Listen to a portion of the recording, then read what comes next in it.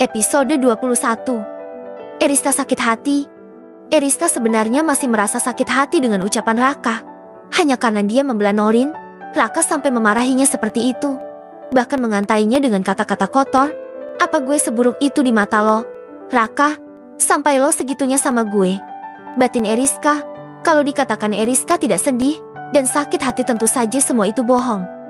Eriska benar-benar merasa sakit hati atas ucapan Raka. Padahal selama ini dia begitu tulus terhadap cowok itu. Mencintainya dengan segenap hati, Eriska melakukan apapun agar Raka bisa mencintainya.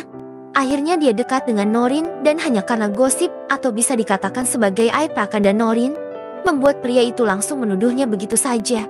Katanya lapar. Kok enggak dimakan? Tanya Gala yang sejak tadi menatap Eriska dengan tatapan yang tidak bisa diartikan. Eriska menatap sepiring sate kambing dan semangkuk nasi di depannya dengan tatapan tidak nafsu. Sebenarnya dia tidak lapar. Hanya saja Eriska tidak mau kalau Gala tahu jika dia masih bersedih karena memikirkan ucapan Raka. Ini mau dimakan? Eriska mengambil satu tusuk sate dan menyuapkan ke dalam mulutnya. Rasa sate itu memang lezat tetapi hati Eriska masih terasa begitu sakit. Tidak bisa merasakan kelezatan bumbu kacang dari sate itu. Emangnya lo nggak suka sama sate kambing? Kok kayaknya nggak lahap gitu terus mandangnya juga kayak gak nafsu? Tanya Gala, mencoba mengorek isi hati Eriska. Sebenarnya Gala ingin jika Eriska bisa terbuka sama dia. Meskipun mereka baru saja berteman. Tetapi Gala merasa jika Eriska gadis yang beda dari gadis-gadis yang lain. Gue suka kok sama sate kambing. Tapi gue lebih suka sama soto ayam. Jawab Eriska nyengir sambil memperlihatkan deretan gigi putihnya. Gala benar-benar terpesona oleh kecantikan cewek di depannya ini. Tetapi cowok itu tahu jika Eriska masih menyimpan rasa untuk Raka. Terlihat dari keterdiamannya sejak tadi, Eriska pasti masih memikirkan ucapan Raka yang menurutnya sangat keterlaluan itu. Sebenarnya Gala sudah mendengar pembicaraan Eriska dan juga Raka sejak awal. Gala keluar dari ruang UKS untuk mencari Eriska yang pergi begitu saja. Namun, siapa sangka jika Gala mendengar perdebatan Raka dan Eriska di tempat tidak jauh dari ruang UKS. Bahkan kebetulan ruangan itu memang sepi karena bel baru saja berbunyi menandakan sudah masuk kembali. Meskipun sebenarnya dia tidak berniat untuk menguping. Tetapi nyatanya Gala jadi tahu semuanya tentang hubungan kedua orang itu. Kalau memang lo suka soto ayam, seharusnya tadi bilang dong. Jangan malah nurut aja sama gue. Tadi ditanya suka sate kambing jawabnya suka. Ujar Gala. Padahal kalau lo bilang suka sama soto ayam, gue bakal beliin lo soto ayam bukannya soto kambing. Ujar Gala. Eriska cemberut mendengar ocehan Gala. Sebenarnya dia suka kok sama sate kambing. Hanya saja sekarang situasi hatinya sedang tidak baik.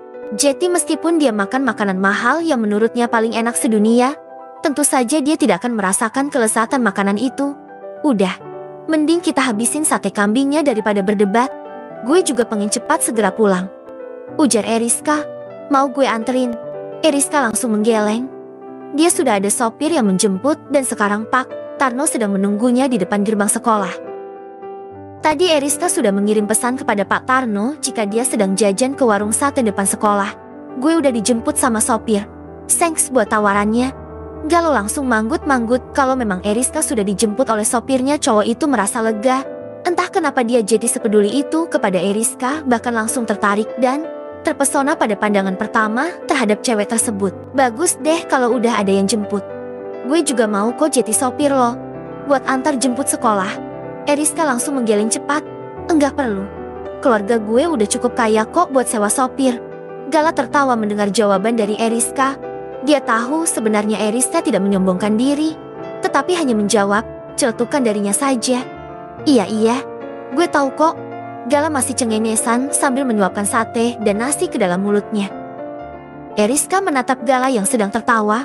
Kedua sudut bibirnya ikut tertarik ke atas sampai berbentuk bulan sabit. Meskipun tidak terlihat gigi-gigi kelincinya, tetapi melihat tawa Gala sudah bisa membuat dirinya ikut menyunggingkan senyum. Mungkin benar apa yang dikatakan oleh orang-orang jika kalau kita berhadapan dengan orang yang bahagia dan suka tertawa, kita juga ikut merasa ingin tersenyum dan bahagia. Raka menghempaskan tubuhnya ke atas ranjang. Dia melemparkan ponselnya karena kesal sejak tadi ponsel itu berbunyi terus-menerus. Raka tahu itu dari beberapa teman-teman SMA dan juga tentunya dua sahabatnya Firza dan Kenzo. Raka, ada Kenzo sama Firza di depan. Katanya kalian ada tugas kelompok, cepat sana keluar. Seru ibu Raka dari luar kamar. Raka, dia benar-benar pusing dengan kabar berita tentang dirinya dan Norin yang sudah mulai menyebar seantero sekolah. Sungguh cowok itu benar-benar marah terhadap Eriska. Raka. Iya mah. Raka akhirnya keluar dari dalam kamar dengan terpaksa. Kedua sahabatnya itu pasti sedang berbohong dengan dalih ingin mengerjakan tugas kelompok. Padahal mereka berdua sedang kepo dengan berita yang beredar itu. Mau apa sih kalian berdua datang ke rumah gue? Tanya Raka berkacak pinggang. Menatap kedua sahabatnya itu yang sedang sama-sama menatapnya dengan tatapan menyelidik. Kalau lo nggak mau jelasin ke kita, gue bakal cerita sama Tante Elme dan Om Rio tentara. Gosip lo sama Norin di sekolah. Ucap Kenjo mengancam.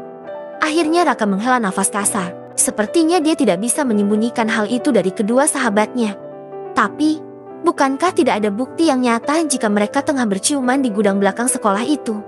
Hanya Eriska yang melihatnya dengan matanya. Tetapi bukti tidak ada. Jadi bisa dangih kalau dia berbohong pada kedua sahabat itu. Mau jelasin apa? Gue nggak pernah ngelakuin itu sama Norin. Kalau iya mana buktinya? Ucap Raka penuh percaya diri. Meskipun begitu, sebelum ada rasa tidak enak di hatinya karena Raka sangat jarang berbohong atau bisa dikatakan hampir tidak pernah. Masa? Tapi kabar berita gosip itu udah santer beredar dan sepertinya memang ada yang lihat kejadian waktu lo sama Norin cipokan. Seru Firza yang langsung disumpal mulutnya pakai tangan Kenjo. Stesti, jangan, keras-keras. Oh Gap, nanti Tante Elme dengar.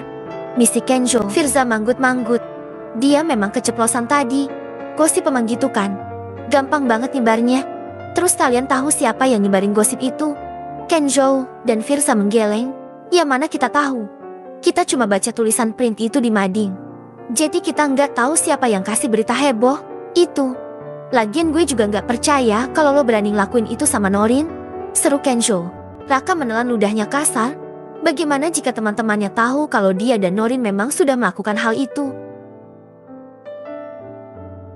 Emang lo udah tahu siapa tersangkanya? Kali ini Firza yang bertanya. Bisa jadi Eriska. Tapi gue juga nggak tahu. Jawab Raka. Bersambung.